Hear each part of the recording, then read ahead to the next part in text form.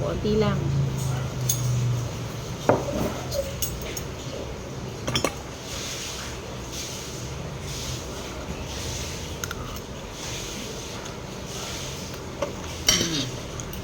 Sarap.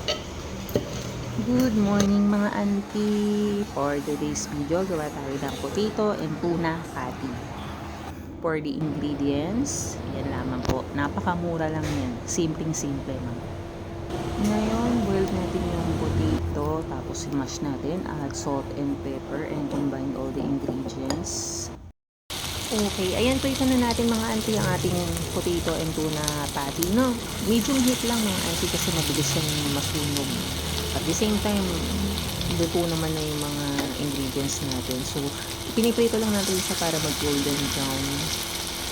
Actually, for today's video, bala ko sana talaga is French garden salad. Tapos, itatap ko lamang sa ibabaw itong ating potato and tuna patty, no? Kaso, nung naluto na siya, nagbago isip ko. Luto ko na ng bechamel. O kaya, alam niyo yung mga sauce ng chicken alaking? Yon, bagay na bagay yung sauce na yon sa ating patty.